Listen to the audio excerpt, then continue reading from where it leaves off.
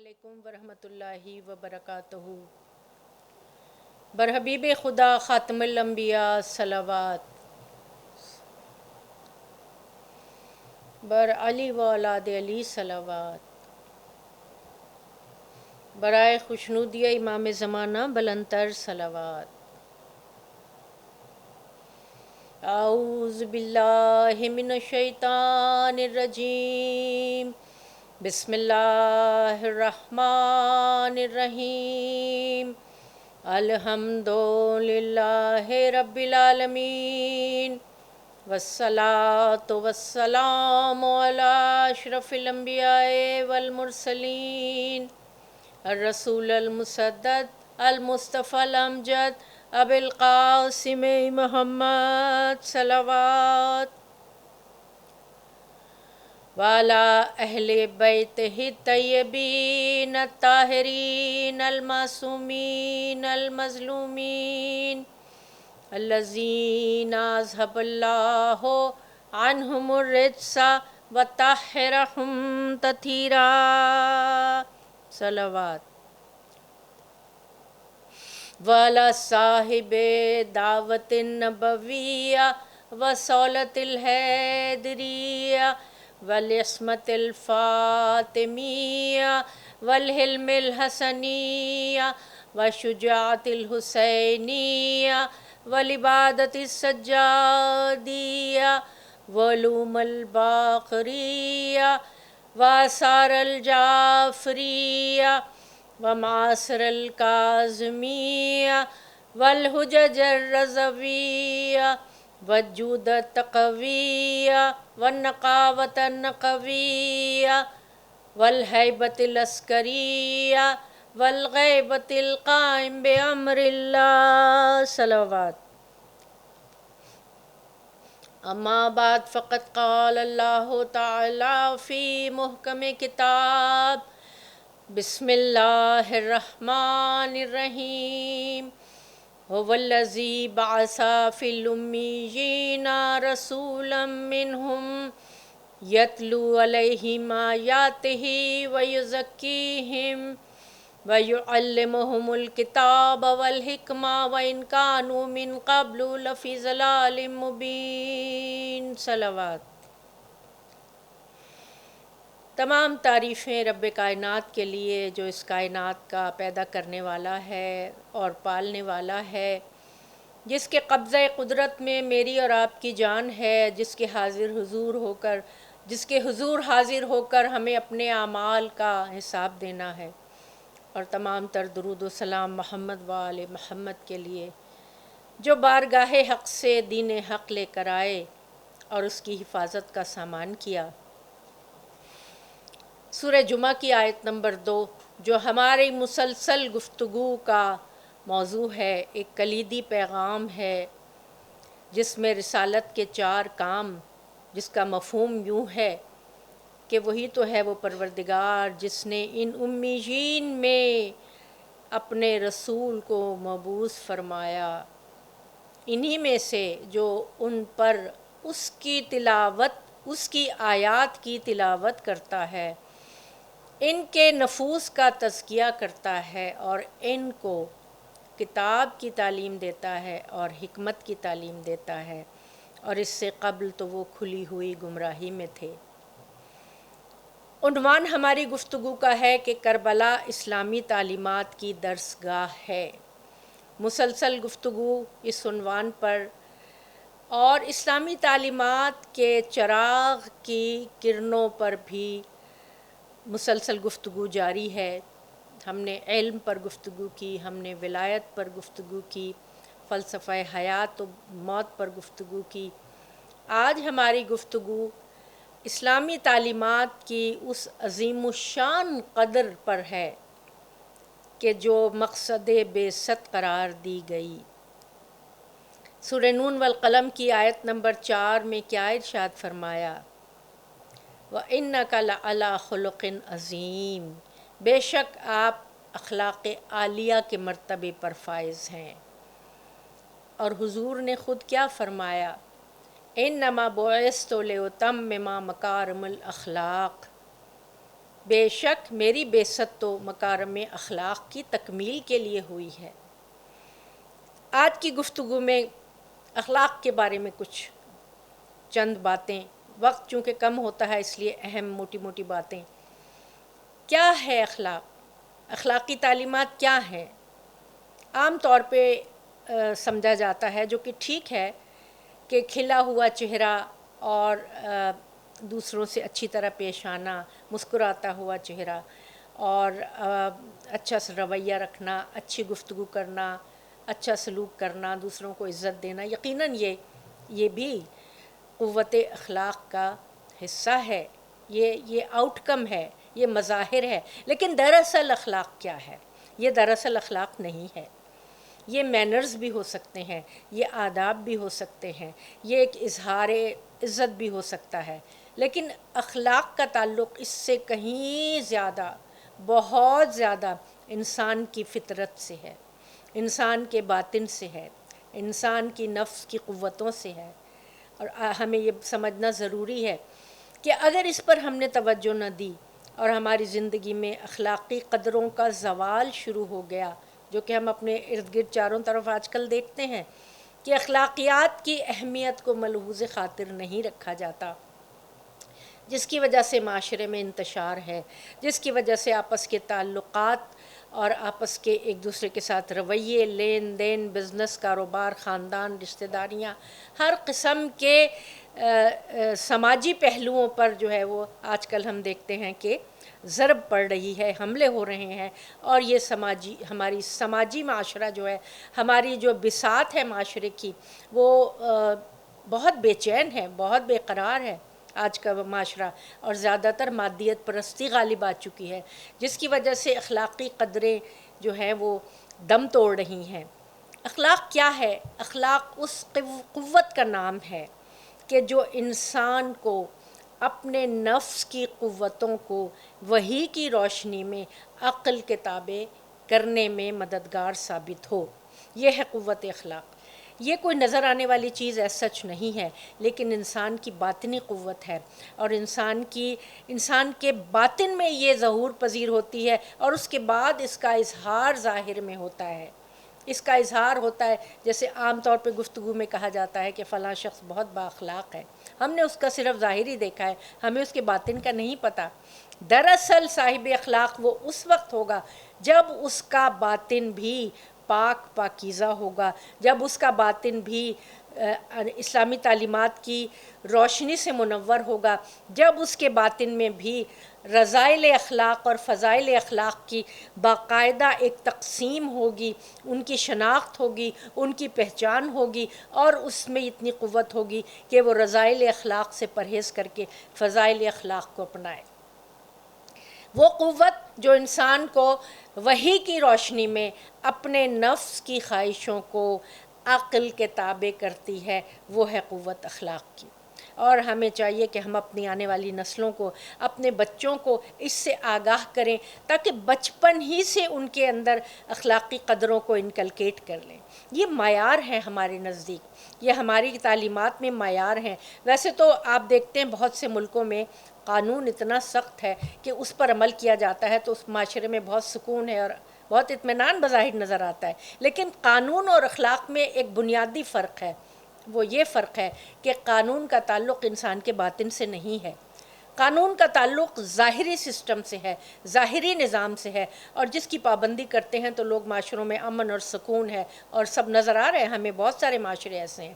لیکن اسلامی تعلیمات اس سے کہیں زیادہ، اس سے ایک سٹیپ آگے اور زیادہ، کہ انسان کے باطن کو بھی پاکیزہ کرنا چاہتی ہیں، اور اسی لیے اخلاق کا اتنی اہمیت ہے اخلاق کی کہ ختمی مرتبت نے فرمایا کہ میں تو مکارم اخلاق کی تکمیل کے لیے مبعوث کیا گیا ہوں۔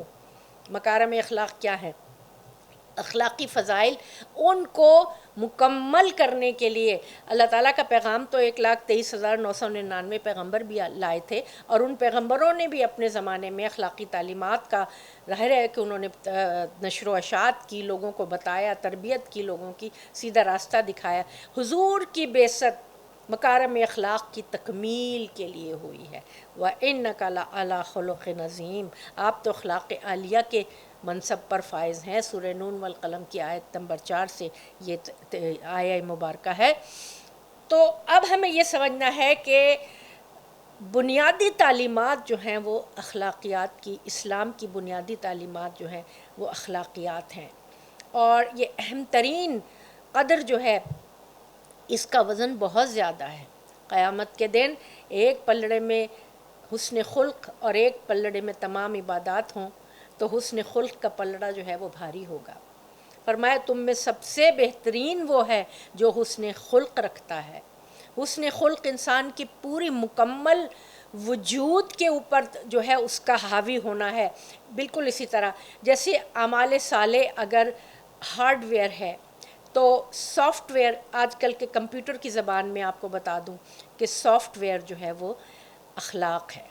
جب تک اخلاق آپ کے دل میں جاگزین نہیں ہوگا، جب تک اس کی اہمیت میرے اور آپ کے دل میں نہیں ہوگی، جب تک ہم اندر سے ان اپنے دل اور نفس اور روح کی قوتوں کو اس کے تابع نہیں کریں گے، اس وقت تک ہم صحیح مقصد بعثت تک نہیں پہنچ سکتے۔ دیکھیے تمام انبیاء نے عبادتیں بھی کرنی سکھائیں، اللہ کے ساتھ رابطہ بھی کرنا سکھایا، اور قوانین بھی دیے اور شریعت بھی دی۔ پھر کیوں حضور نے یہ فرمایا کہ انما بعثت لأتمم مکارم الاخلاق؟ اس لیے کہ مسلمانوں کے لیے بہت ضروری ہے کہ وہ اپنے آپ کو فضائل اخلاق سے آراستہ کریں۔ یہ کیوں ضروری ہے؟ یہ اس لیے ضروری ہے کہ انسان کا قلب جو ہے وہ براہ راست پروردگار عالم سے اپنا رابطہ رکھتا ہے۔ اگر وہ رذائل اخلاق میں مبتلا ہوگا تو کہا ہے بزرگوں نے کہ اس کے قلب پر اگر ایک برائی کا وہ ارتکاب کرتا ہے تو اس کے قلب پر ایک سیاہ دھبا نمودار ہو جاتا ہے، اور اگر وہ اس سے توبہ نہیں کرتا اور اس کے اوپر دوسری برائی کا ارتکاب کرتا ہے اور اس کے بعد اور زیادہ، تو اس کا قلب مکمل سیاہ ہو جاتا ہے۔ یہ سیاہ قلب جو ہے یہ انسان کو وحی سے دور کر دیتا ہے، یہ سیاہ قلب انسان کو نور الہی سے دور کر دیتا ہے، اور یہ سیاہ قلب انسان کو قعر مذلت میں گرا دیتا ہے۔ اس لیے اخلاقی تعلیمات کو ہمارے یہاں بہت اہمیت دی گئی ہے، اور یہ وہ تعلیمات جو ختمی مرتبت نے اپنی پوری زندگی میں اور معصومین نے اپنی پوری زندگی میں جن پر عمل کر کے ہمیں بتایا، مکے کی زندگی ہو یا مدینے کی زندگی، ختمی مرتبت نے جو شروع سے یتیموں کا خیال رکھنا، بیواؤں کا خیال رکھنا، سچ بولنا، امانتیں رکھنا، صدق و صفا کو اپنانا، تمام معاشرے میں ایک عظیم مقام تھا، جبھی تو ماننے والے بھی اور نہ ماننے والے بھی صادق اور امین کہا کرتے تھے، اور کس طرح آپ پر یقین تھا اور کس طرح آپ پر اطمینان تھا کہ اپنی امانتیں آپ کے پاس رکھواتے تھے۔ اخلاق انسان کو اس بلند مقام تک پہنچا دیتا ہے جس کے لیے کہا گیا کہ مسلمان وہ ہے کہ جس کی زبان اور ہاتھ سے دوسرا مسلمان محفوظ ہو۔ صاحب خلق ہوگا تو یہی ہوگا نا، ورنہ اگر جتنا بھی پڑھا لکھا ہو یا جتنا بھی صاحب دولت و حشمت اور جمال ہو، کچھ بھی ہو، لیکن اگر اس کی زبان سے اور اس کے ہاتھ سے دوسرے مسلمان محفوظ نہ ہوں تو اس کا کیا مقام ہوگا؟ اس کا مسلمان ہونے کے لیے جس معیار کی ضرورت ہے، جس اخلاق کے معیار کی ضرورت ہے، وہ اس پر پورا نہیں اترتا۔ اس لیے ہمارے ہاں یہ بہت اہمیت ہے کہ صاحب خلق ہو، اور صاحب خلق باطن کی قوتوں کے ساتھ ہو۔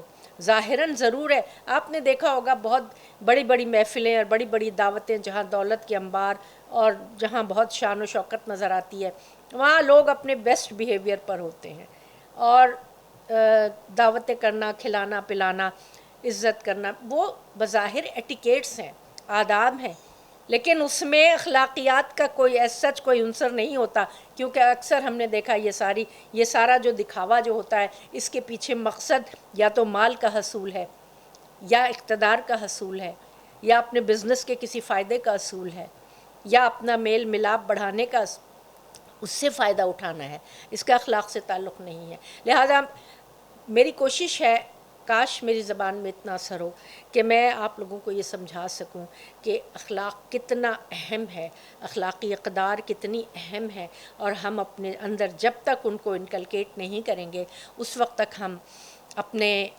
مقصد حیات تک نہیں پہنچ سکتے، اس وقت تک ہم اسلامی تعلیمات کے اصل جوہر تک نہیں پہنچ سکتے، اس وقت تک ہم قرآن کے پیغام تک نہیں پہنچ سکتے۔ انشاءاللہ آئندہ آنے والی گفتگو میں ہم فضائل اخلاق اور رذائل اخلاق کو تفصیل سے دیکھیں گے، بیان کریں گے، تاکہ ہمیں پتہ ہو کہ ہمیں کیا چیز اپنانی ہے اور کیا چیز نہیں اپنانی ہے۔ آپ دیکھیں کچھ مثال ایسی ہے، مکارم اخلاق کا جب ذکر کیا جاتا ہے تو ایسی مثال ہے کہ جب ایک زمین کو کاشت کیا جاتا ہے تو اس کے اندر سے زہریلی جڑی بوٹیاں، پتھر کنکر وغیرہ اس میں سے کانٹے واٹے نکال دیے جاتے ہیں، اس کو صاف کر کے نرم کیا جاتا ہے، اس کے بعد اس میں کاشتکاری کا آغاز کیا جاتا ہے۔ اگر زمین کو تیار نہ کیا جائے، اگر اس میں زہریلی جڑی بوٹیاں ہوں اور پتھر کنکر ہوں، اور اگر اس میں ایسی چیزیں ہوں جو فصل کے لیے نقصان دہ ہوں، تو پھر فصل تو اچھی نہیں ہوئے گی نا۔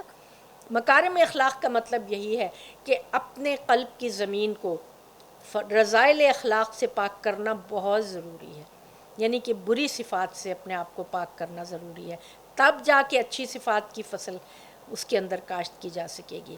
اگر ہم نے بھی دیکھا، آپ نے بھی دیکھا ہوگا، اچھی صفات کچھ لوگوں میں ہوتی ہیں لیکن ساتھ میں بری صفات اتنی زیادہ اس قدر غالب آ جاتی ہیں کہ ان کا کوئی فائدہ نہیں ہوتا۔ اس لیے ضروری ہے کہ رذائل اخلاق سے اپنے قلب کی زمین کو پاک کیا جائے اور فضائل اخلاق کی زمین کو جو ہے، فضائل اخلاق کی فصل اس کے اندر بوئی جائے، تاکہ اعمال صالحہ کی فصل ہمیں حاصل ہو سکے اور اعمال صالحہ کا نور ہمارے اعضاء و جوارح سے ظاہر ہو سکے۔ درود بھیجیے محمد و آل محمد پر، اللہم صلی علی محمد۔ صاحب خلق عظیم نے جس مکتب کی بنیاد رکھی، اس مکتب کی کرنیں، اس کی تعلیمات ہمارے سامنے ہیں، اور آپ نے اپنی حیات طیبہ کے دوران بھی اور آپ کے بعد بھی آپ کے تربیت یافتہ جو حضرات تھے، جن کو غدیر کے حکم کے تحت پروردگار عالم نے اس امت کی سربراہی عطا کی تھی، انہوں نے بھی اس مکتب میں اخلاقیات کی تعلیمات کو اسی طرح جاری رکھا۔ لیکن بدقسمتی ہماری یہ ہے کہ وہ لوگ، وہ چنیدہ، وہ منتخب لوگ جن کو ختمی مرتبت نے منتخب کیا امت کی سربراہی اور رہنمائی کے لیے، ان کو وہ تعاون نہیں ملا، ان کو اپنی تعلیمات کو اس طریقے سے پھیلانے اور اپنے کردار کی عظمتوں کو دنیا کے سامنے انہوں نے رکھا ضرور، لیکن مادیت غالب آ گئی، عرب امپیریلزم غالب آ گیا، ملوکیت غالب آ گئی، جس کے باعث ان معصومین کی جو تعلیمات تھیں وہ لوگوں نے پس پش ڈال دی۔ یہاں رک کر کچھ سوال پیدا ہوتا ہے کہ وہ جن کو پروردگار عالم نے طہارت کی منزل پر فائز کیا، وہ جن کو صداقت کی منزل پر فائز کیا، وہ جو آیہ مباہلہ میں ہے، وہ جو آیہ ولایت میں ہے، اور جو غدیر کے حکم کے تحت جو ہیں وہ مولا کی منزل پر ہیں، بعد رسول ان پر کتنے زخم لگے، کتنے زخم لگے۔ دیکھیں وہ شخص جو وزارت دفاع کا سربراہ تھا، جس کی تلوار کے جوہر بدر و احد و خیبر و خندق میں ان کے جو تھے وہ چشمدید گواہ تھے، اور ہر موقع پہ انہوں نے فتح حاصل کی۔ اس کے بعد وزارت داخلہ میں ان کو مولا مقرر کیا گیا، اور یہ ساری وزارتیں میں اپنے دل سے نہیں کہہ رہی ہوں، جو جو حضور نے فرمایا تھا نا کہ نسبت جو ہے، یا علی آپ کو مجھ سے اسی طرح نسبت ہے جیسے کہ ہارون کو موسیٰ سے تھی، ٹھیک ہے نا، اور جناب موسیٰ علیہ السلام کی دعا رب اشرح لی صدری ویسر لی امری واحلل عقدۃ من لسانی یفقہوا قولی وجعلنی وزیرا من اہلی ہارون اخی۔ وزیر کا لفظ تو قرآن حکیم میں آیا نا، تو وزیر جن کو حضور نے دعوت ذو العشیرہ سے فرمایا یہ میرا وزیر ہے، یہ میرا وصی ہے، یہ میرا ولی ہے، یہ، اور اس میں غدیر میں بھی اس کا اعلان کیا، تو وزارت تو اللہ تعالیٰ نے خود عطا کی تھی، تو کون کون سی وزارت نہیں عطا کی تھی؟ اس میں وزارت داخلہ بھی تھی۔ اچھا، وزارت خارجہ جو تھی، وہ جو مباہلہ کے تحت وزارت خارجہ کا جو اعلان ہوا تھا، جس میں نفس رسول بن کے گئے تھے، جو قرآن میں سورہ آل عمران کی آیت نمبر 61 میں موجود ہے، وزارت داخلہ، وزارت خارجہ، وزارت دفاع، وزارت عظمیٰ، جب مولا بنا دیا وزارت عظمیٰ، تمہیں مجھ سے وہی نسبت ہے۔ جب یہ حدیث منزلت جو ہے وہ اس کے تحت ہارون اور موسیٰ کی منزلت کے تحت علی و محمد کی منزلت آپس میں ایسی ہی ہے، لیکن ان کی مخالفت کی گئی. گزشتہ گفتگو میں جیسے ہم بتاتے رہے، فوراً ہی ختمی مرتبت کی آنکھیں بند ہوتے ہی جب سقیفہ برپا ہو گیا تو سقیفہ کے برپا ہونے سے ہر چیز اپنی جگہ سے ہٹ گئی، حق اپنی جگہ سے ہٹ گیا، جس کا تذکرہ بی بی نے اپنے خطبے میں بھی فرمایا. جب حق اپنی جگہ سے ہٹ گیا تو وہ تعلیمات جن کے اوپر اسلامی معاشرے کی بنیاد تھی. دیکھیے جب حضور اس دنیا سے گئے تو اپنے پیچھے 3 چیزیں چھوڑ گئے تھے، ایک حکومت، ایک معاشرہ، ایک قوم.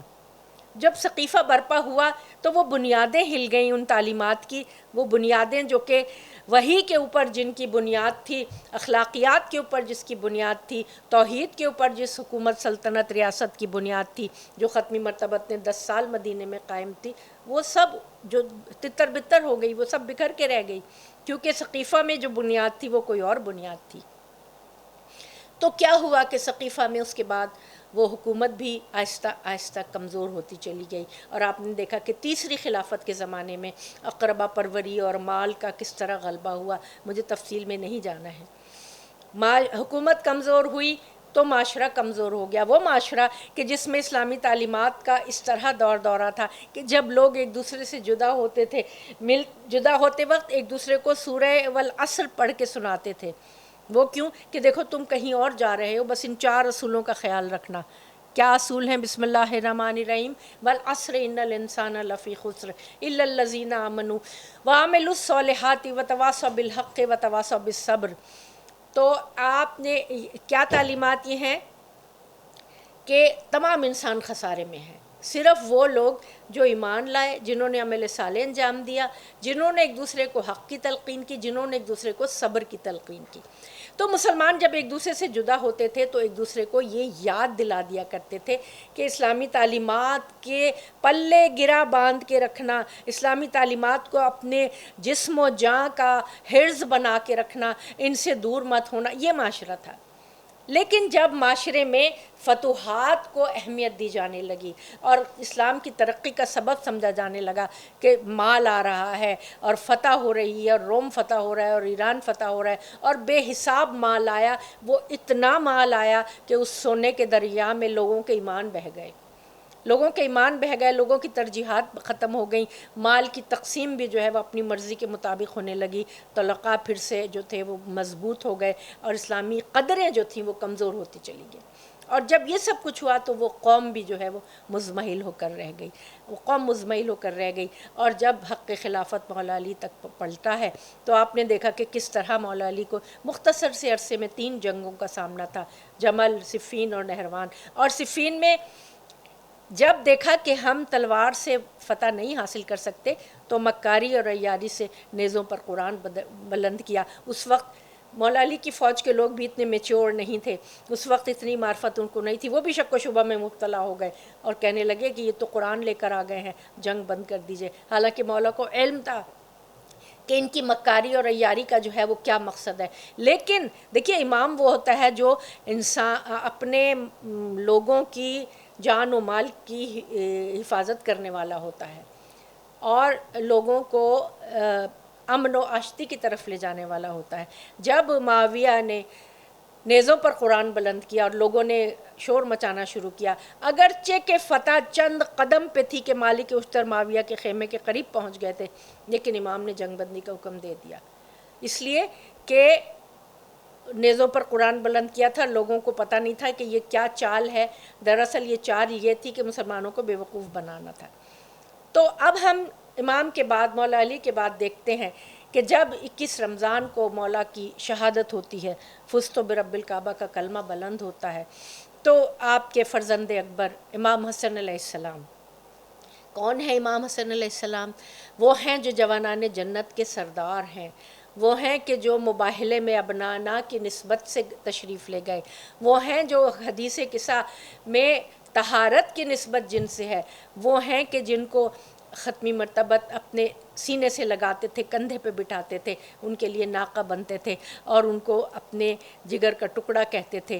میرے یہ دونوں بیٹے امام ہیں، حدیث ہے میرے یہ دونوں بیٹے امام ہوں، چاہے کھڑے ہوں یا بیٹھیں، کیا مطلب ہے کہ میرے یہ دونوں بیٹے امام ہیں، سردار ہیں، مولا ہیں، ان کی جو ہے ان کا اقتداء کرو اور ان کے پیچھے چلو، چاہے یہ جنگ کریں چاہے یہ صلح کریں، کھڑے ہوں یا بیٹھے۔ کھڑے ہونے سے مطلب ہے قیام کریں، بیٹھیں صلح کریں۔ دونوں بیٹے امام ہیں، جوانان جنت کے سردار ہیں اور ختمی مرتبت۔ اور مولا حسن کی تو یہ بھی فضیلت ہے کہ آپ جو ہیں وہ سورہ کوثر کی عملی تصویر ہیں، سورہ کوثر کی نعمت کی عملی تصویر ہے کہ جب لوگ تانے دیا کرتے تھے ختمی مرتبت کو کہ ان کی تو کوئی اولاد نہیں، ان کا تو کوئی بیٹا نہیں، یہ تو نعوذ باللہ ابتر ہیں، اور ان کے بعد ان کا دین کیسے چلے گا جب کہ ان کی کوئی اولاد نہیں ہے۔ عرب کے زمانے میں بیٹیوں کو آپ کو پتہ ہے کہ ان کی کیا حیثیت تھی، لیکن ختمی مرتبت نے اپنی بیٹی کی اتنی عزت کر کے جب وہ تشریف لاتی تھی تو آپ کھڑے ہو جاتے تھے، معاشرے کو کیا بتایا، اور آپ کی نسل بھی آپ کی بیٹی ہی سے چلی۔ تو امام حسن علیہ السلام جب پیدا ہوئے تھے تو خانوادہ رسالت کے لیے بہت خوشی کا سامان تھا، اور دشمنوں کے منہ پر تماچا تھا، اور مولا علی کے پہلے فرزند اور حضور صلی اللہ علیہ وسلم کے لیے انتہائی خوشی کا باعث تھے۔ تو یہ شہزادے مولا علی کی شہادت کے بعد سب سے بڑے شہزادے امام حسن علیہ السلام نے خطبہ دیا 21 رمضان کو، جب شہادت ہوئی اس کے بعد خطبہ دیا ہے آپ نے، اور مولا علی کی فضیلت بیان کرنے کے بعد کہ آج وہ شخص اس دنیا سے اٹھ گیا کہ جس کی تلوار نے اسلام کی کس طرح مدد کی، اور جس نے قدم قدم پر ختمی مرتبت کی کس طرح حفاظت کی، اور جس کا مقام اور مرتبہ بلند ہے، اور جس کی عبادتوں کا کوئی جواب نہیں ہے، آج وہ اس دنیا سے اٹھ گیا ہے۔ پھر اپنا تعارف کرایا کہ میں ان کا بڑا بیٹا ہوں، اور میں رسول کا فرزند ہوں، اور میری ماں فاطمہ زہرا سلام اللہ علیہا ہے۔ اس وقت جب لوگ جمع ہوئے تو 40,000 افراد نے آپ کے ہاتھ پر بیعت کی، امام حسن علیہ السلام کے ہاتھ پر بیعت کی۔ کس بات پر بیعت کی؟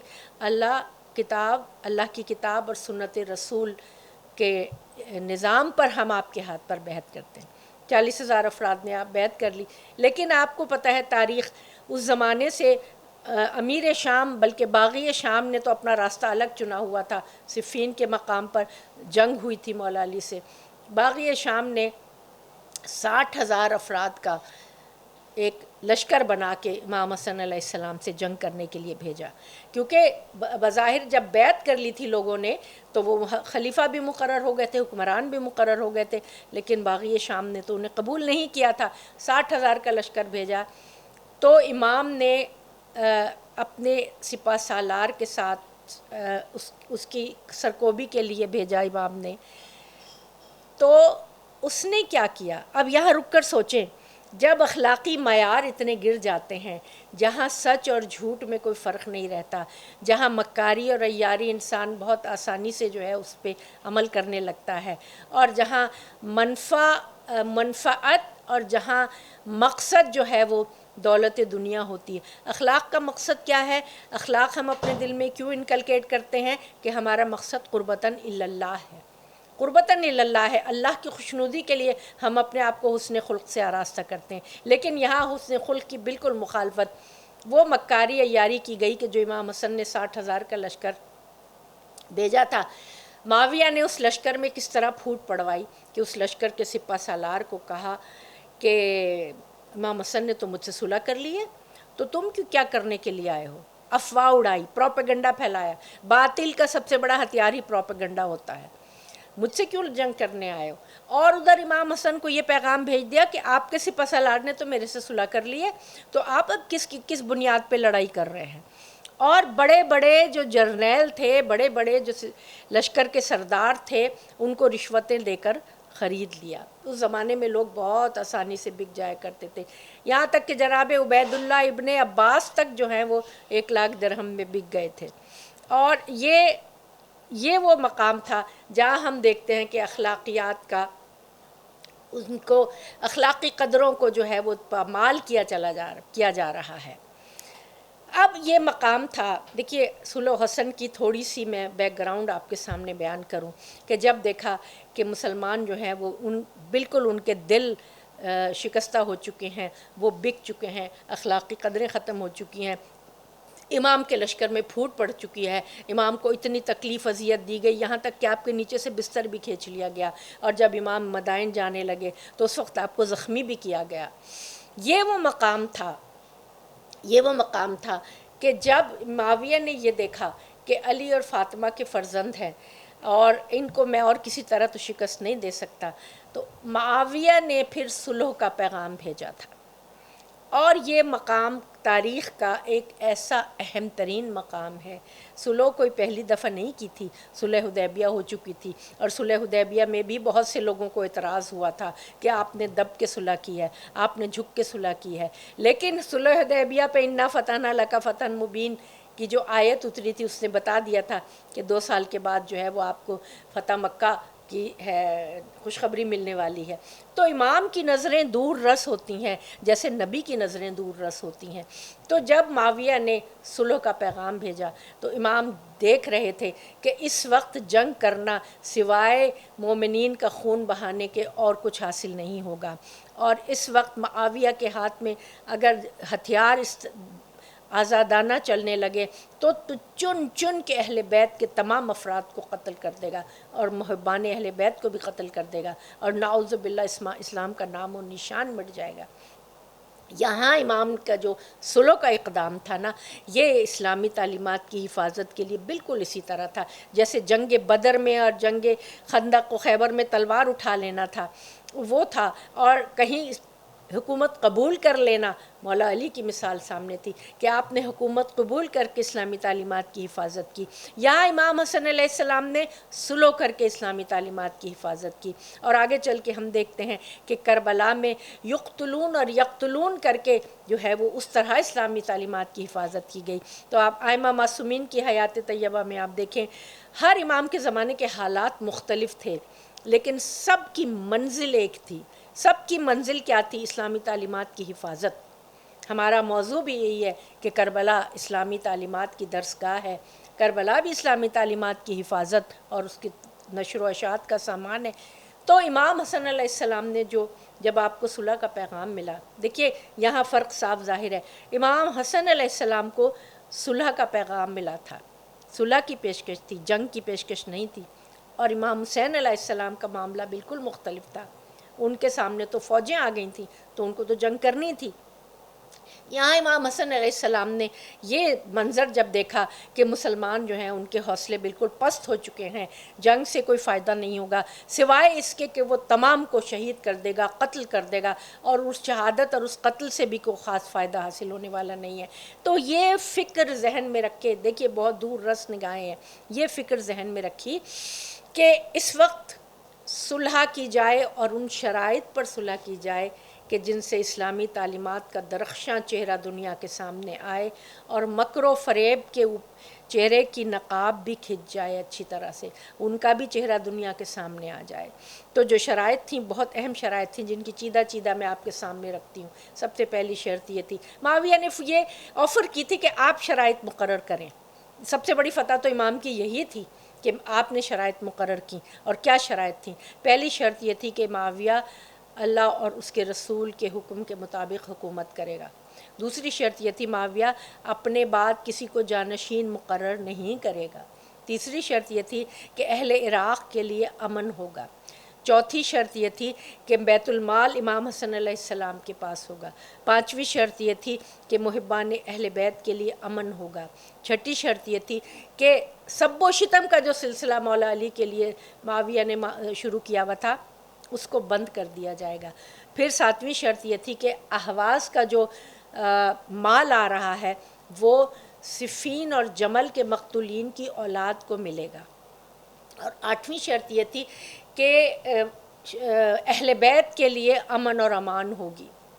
یہ موٹی موٹی شرطیں آپ کے سامنے بیان کریں، اور اس سے کیا فائدہ حاصل کیا امام نے؟ یہ فائدہ حاصل کیا کہ دنیا کے سامنے یہ تمام شرطیں رکھ دیں اور سب و شتم کا سلسلہ بند کیا، اور اس حوالے سے پھر اعلان ولایت جو ہے وہ اذانوں میں، اور مولا علی کی ولایت کا اعلان بھی جو ہے وہ اذانوں میں ہونا شروع ہو گیا، اور شیعان اہل بیت نے تھوڑا سا سکون کا سانس لیا، امن کا سانس لیا، اور اہل عراق نے بھی تھوڑا سا امن کا سانس لیا۔ دیکھیے امام وہ ہوتا ہے جو انسانوں کی جانوں کا بھی محافظ ہوتا ہے، اور ان کو بلا وجہ جنگ و جدل میں دھکیلنے کے کسی بھی قسم کے اقدام سے امام گریز کرتے ہیں۔ تو اب یہ صلح نامہ جو تاریخ کا درخشاں باب ہے، جو ختمی مرتبہ صلی اللہ علیہ وسلم کے اس بیان کی کہ میرے یہ دونوں بیٹے امام ہیں، چاہے کھڑے ہوں یا بیٹھے، یہ دونوں بیٹے امام ہیں نا، تو یہ اس کا بہترین نمونہ یہ تھا۔ اب انشاءاللہ آئندہ آنے والی گفتگو میں ہم اس پر مزید گفتگو کریں گے۔ لیکن کیا ہوا، دیکھیے صلح جو ہوتی ہے نا، وہ دو جنگوں کے درمیان کا عرصہ ہوتا ہے، اور کیونکہ اس صلح ناموں کو جو ہے وہ ختم کر دیا جاتا ہے، اس کو اکثر باطل کی جو قوتیں ہیں ان کو توڑ دیتی ہیں۔ ہم نے دیکھا نا میثاق مدینہ پہ بھی تو ایک پیکٹ ہوا تھا اور یہودیوں نے اس کو توڑ دیا تھا، صلح حدیبیہ کو بھی اسی طرح مخالفوں نے توڑ دیا تھا، اس کے بعد پھر فتح مکہ ہوئی تھی۔ اسی طرح امام کو علم تھا کہ یہ صلح نامے پہ عمل نہیں کرے گا، لیکن پھر کیا ہوگا، امام نے کربلا کی راہ ہموار کی تھی۔ امام جانتے تھے کہ یہ صلح نامہ پہ عمل نہیں کرے گا، صلح نامہ کی مخالفت کرے گا، اور اس کے بعد چند مومنین، چند صاحبان ایمان ایسے زندہ بچ جائیں گے کہ جو کربلا پر گریہ کریں گے، جو کربلا کے ذریعے سے اسلامی تعلیمات کو زندہ کریں گے، اور امام نے اپنے اس راستے کو ہموار کیا تھا۔ امام مظلوم تاریخ ہیں، امام حسن علیہ السلام مظلوم تاریخ ہیں کہ تاریخ نے امام کے ساتھ بہت ظلم کیا، صحیح طریقے سے آپ کی فضیلت بھی دنیا کے سامنے نہیں رکھی، اور طرح طرح کے الزامات لگائے، تعدد ازواج کا الزام لگا، نعوذ باللہ بزدلی کا الزام لگا، نعوذ باللہ، اور بہت سارے الزام امام پر لگے۔ وہ مظلوم تاریخ ہیں کہ جن کو دشمنوں نے چین سے نہیں بیٹھنے دیا۔ 5 مرتبہ زہر دیا ہے امام کو، 5 مرتبہ زہر دیا ہے، اور ایک دفعہ نہیں، 5 مرتبہ۔ انشاءاللہ کل کی گفتگو میں اس کی تفصیل ہم بیان کریں گے۔ تو معاویہ نے اس صلح نامے کو اپنے پیروں تلے رون دیا۔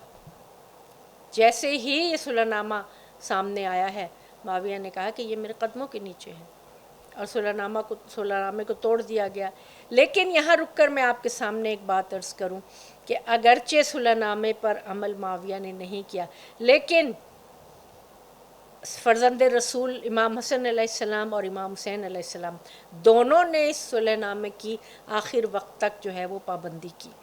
یہ ہے صاحبان اخلاق کہ جو عہد و وفا کی پابندی کرتے ہیں، جو اپنے عہد کا پاس کرتے ہیں۔ یہ وہ لوگ ہیں کہ جو اپنے وعدے کے، اپنے بیان کے سچے ہیں، اور جو ایک دفعہ وعدہ کر لیتے ہیں اس کو پورا کرتے ہیں۔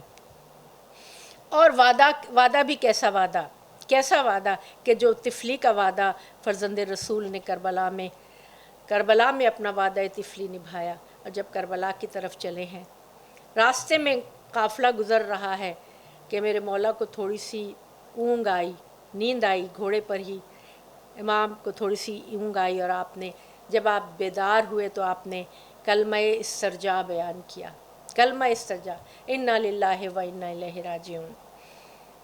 سب ساتھ ہیں، سب ایک دوسرے سے پوچھ رہے ہیں کہ مولا نے اس وقت انا للہ و انا الیہ راجعون کیوں کہا؟ یہاں تک کہ ساتھ جوان بیٹا 18 سال کا علی اکبر ساتھ ہیں۔ پوچھا بابا جان آپ نے اس وقت کلمہ استرجاع، اس کا کیا مطلب تھا اس وقت بیان کرنے کا؟ فرمایا کہ بیٹا میری تھوڑی دیر کے لیے میری آنکھ لگی کہ میں نے ہاتف غیبی کی آواز سنی کہ یہ قافلہ موت کی طرف جا رہا ہے، اور موت اس کو اپنی منزل کی طرف لے کر جا رہی ہے، اس لیے میں نے کلمہ استرجاع کہا۔ پوچھا کہ بابا جان کیا ہم حق پر نہیں ہیں؟ تو آپ نے فرمایا کہ اگر ہم حق پر نہیں ہوں گے تو کون حق پر ہوگا؟ تو اس نوجوان نے فرمایا بابا جان پھر سے کیا فرق پڑتا ہے کہ موت ہم پر آ پڑے یا ہم موت پر جا پڑیں اگر ہم حق پر ہیں۔ کہتے ہیں کہ مولا کا چہرہ خوشی سے تمتمانے لگا، اور اپنے بیٹے کے لیے دل سے دعا نکلی، اور کہا کہ اس وقت میرے پاس کوئی ایسا انعام نہیں تھا جو میں تمہیں دے سکتا، تمہاری اس بات پر بہت خوش ہوئے امام کہ میری اولاد بھی اتنی نیک اور صالح ہے، اور حق کی علمبردار ہے، اور حق کی محافظ ہے، بہت خوش ہوئے۔ دیکھیے یہاں رک کر ایک اور باپ بیٹا مجھے یاد آ رہا ہے کہ جب جناب ابراہیم کو خواب میں مسلسل خواب آ رہا ہے کہ بیٹے کو ذبح کر رہے ہیں. ابراہیم بھی نبی ہیں، اسماعیل بھی نبی ہیں. اور جب اپنے بیٹے سے کہا کہ بیٹا میں خواب میں دیکھ رہا ہوں کہ میں تجھے ذبح کر رہا ہوں، بیٹے نے کوئی سوال نہیں کیا. یہ نہیں کہا کہ بابا جان یہ تو خواب ہے اور آپ خواب میں ذبح کر رہے ہیں تو اس کا تو مطلب ہے میری عمر لمبی ہونے والی ہے. نہیں، ایسی کوئی بات نہیں تھی. وہ باپ بیٹا اور یہ باپ بیٹا، آپ ان دونوں کو اپنے ذہن میں رکھیں. اس وقت جناب ابراہیم علیہ السلام نے اپنے بیٹے کو جب یہ بتایا تو انہوں نے کہا بابا جان آپ اپنے جو حکم ملا ہے اس کی تعمیل کیجئے، میں آپ مجھے انشاءاللہ صابروں میں سے پائیں گے. اور آپ نے دیکھا کہ کس طرح جناب ابراہیم جب اپنے بیٹے کو ذبح کرنے لگے تو اللہ تعالیٰ نے دمبا بھیج دیا اور کہا کہ یا ابراہیم تم نے اپنے خواب کو سچ کر دکھایا. ہمارا مقصد یہ نہیں تھا کہ ہم تمہارے بیٹے تم ذبح کرو. ہمارا مقصد، دیکھیے یہ بات غور سے سننے والی ہے، ہمارا مقصد یہ تھا کہ ہم دیکھیں کہ تم دونوں باپ بیٹے احکام الہی کے کس طرح پابند ہو، تم دونوں باپ بیٹے حکم الہی کے سامنے کس طرح سر جھکاتے ہو. تو وہ جو قربانی وقت اخیر کے لیے رکھ دی گئی تھی، جب قرآن نے کہا کہ ابراہیم تم نے اپنے خواب کو سچ کر دکھایا اور ہم نے اس قربانی کو ذبح عظیم سے بدل دیا، تو اب یہ ذبح عظیم کا وقت ہے. اب ان باپ بیٹے کو دیکھیں، ان کا بھی وہی کیفیت ہے کہ جب کہا کہ ہم یہ قافلہ موت کی طرف جا رہا ہے تو بیٹے کو صرف یہ تھا کہ کیا ہم حق پر نہیں ہیں؟ اگر ہم حق پر ہیں تو کیا فرق پڑتا ہے کہ موت ہم پر آ پڑے یا ہم موت پر جا پڑیں. تو خلیل کربلا اپنے سامنے اپنے اسماعیل کو دیکھ رہے ہیں. خلیل کربلا کہتے ہیں کہ جب تمام انصار اور جانثار اپنی جان آفریں کو سپرد کر گئے، اپنے خون میں نہا گئے، کیونکہ انصار نے اور اصحاب حسینی نے کہہ دیا تھا کہ ہمارے سامنے کوئی بنی ہاشم، ہمارے سامنے آپ کی کوئی اولاد ہمارے سامنے شہید نہیں ہو سکتی، جب تک ہم زندہ ہیں ہم آپ پر آنچ نہیں آنے دیں گے. تو جب بنی ہاشم کا وقت آیا تو کہا جاتا ہے کہ سب سے پہلے شہزادہ علی اکبر کو اجازت ملی ہے، سب سے پہلے شہزادہ علی اکبر نے اجازت مانگی ہے. تو مولا نے حسرت بھری نظر سے دیکھا تھا، نیم باز آنکھوں سے دیکھا تھا اور کہا تھا کہ پھوپھی سے اجازت لے لو، ماں سے اجازت لے لو. تو پھوپھی سے کس شان سے اجازت لی تھی؟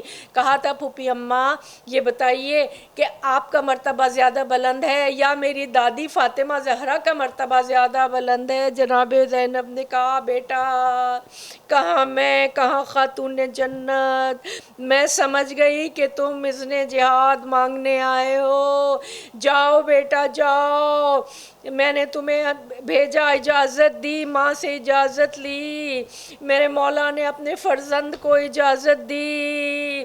علی اکبر وہ ہے کہ جو شبیہ رسول ہے، علی اکبر وہ ہیں جو اپنے حسن و جمال میں ثانی نہیں رکھتے. علی اکبر وہ ہے کہ جب پیدا ہوئے تھے، چھوٹے سے بچے تھے تو رات کو جناب ام لیلہ دیکھا کرتی تھیں کہ مولا حسین اس جھولے پر جھکے ہوئے ہیں اور علی اکبر کا دیدار کر رہے ہیں. یہ علی اکبر وہ ہیں جنہیں جناب زینب نے پالا تھا. جناب ام لیلہ کی آنکھوں کی ٹھنڈک، کہا جاتا ہے کہ اس کے بعد ام لیلہ کی آنکھوں کی روشنی چلی گئی کربلا میں. جب علی اکبر نے اذن جہاد مانگا، امام نے کوئی عذر نہیں کیا، لیکن جب علی اکبر ان کو گھوڑے پر سوار کرایا اور جب وہ جانے لگے، امام نے ایک جملہ کہا پروردگار آج میں میدان جنگ میں تیری بارگاہ میں اس جوان کو بھیج رہا ہوں جو سیرت میں، صورت میں، کردار میں، گفتار میں تیرے نبی کے مشابہ ہے. میں جب بھی اپنے نانا کی زیارت کا مشتاق ہوتا تھا تو اس جوان کو دیکھ لیا کرتا تھا. علی اکبر میدان کی طرف جا رہے ہیں، آہستہ آہستہ کہا بیٹا ذرا مڑ مڑ کے پیچھے دیکھتے چلے جانا، اور حسین علی اکبر کے پیچھے آہستہ آہستہ چل رہے ہیں۔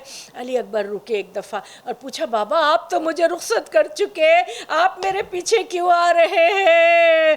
فرمایا علی اکبر کاش تیرا کوئی تیرے جیسا جوان بیٹا ہوتا تو تجھے پتہ چلتا کہ اولاد کی محبت کیا ہوتی ہے۔ مومنات، مولا حسین امام ہیں، ان کے دل میں اپنی اولاد کے لیے محبت ہم سے کہیں زیادہ یقیناً کہیں زیادہ ہے، اور کس طرح اس محبت پر قابو پایا ہوگا، کس طرح اس کلیجے کے داغ کو برداشت کیا ہوگا، یہاں تک کہ علی اکبر میدان میں پہنچے، رجز پڑا تم پر لعنت ہو کہ تم نے فرزند رسول پر پانی بند کیا ہے۔ کہتے ہیں کہ شمر کی طرف سے امان بھی آئی تھی، کیونکہ علی اکبر کی ماں جو تھی وہ ان کی ننھیالی رشتہ داری جو تھی وہ بنی امیہ سے تھی۔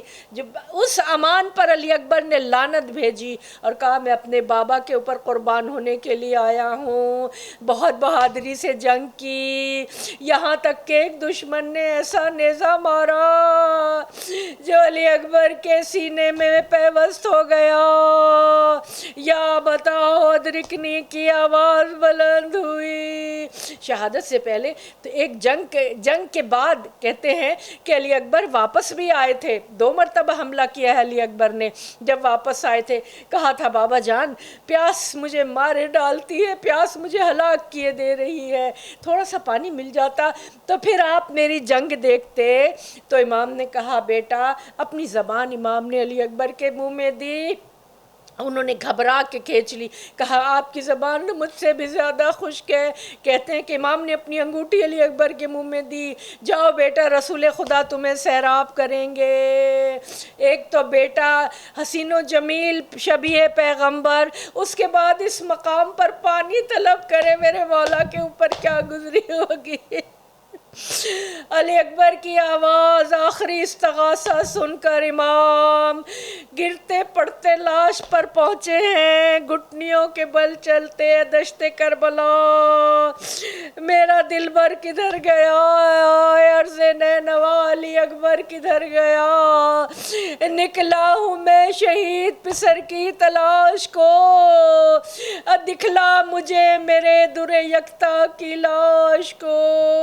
امام جب علی اکبر کی لاش پہ پہنچے ہیں، تھوڑے سے سانس باقی تھے، شہزادہ اپنے سینے سے ہاتھ نہیں ہٹاتا، کہا علی اکبر سینے سے ہاتھ ہٹاؤ۔ علی اکبر نہیں چاہتے تھے کہ اتنا گہرا زخم بابا دیکھیں۔ جب علی اکبر نے ہاتھ ہٹایا، امام نے یا علی کہہ کے جو نیزہ کھینچا، اس نیزے کی انی کے ساتھ علی اکبر کا کلیجہ باہر آ گیا۔ امام علی اکبر کی لاش کو خیمے کی طرف لے جانا چاہتے ہیں، جوان بیٹا ہے، ضعیف باپ ہے، کربلا کے بچوں آؤ میری مدد کرو، ماں منتظر ہے، خیمے کا پردہ ہل رہا ہے، مشکل سے علی اکبر کی لاش خیمے میں لائے اور گنج شہیدہ میں لٹائے۔ اس وقت امام نے عمر سعد کو کہا تھا تجھ پر لعنت ہو، جس نے تیری نسل قطع ہو جس طرح تو نے میری نسل قطع کی۔ امام نے عمر سعد کے ساتھ پھر جناب مختار نے عمر سعد کو اس کے کیفر کردار تک پہنچایا، اور عمر سعد کے بیٹے کو بھی اسی طرح پہنچایا۔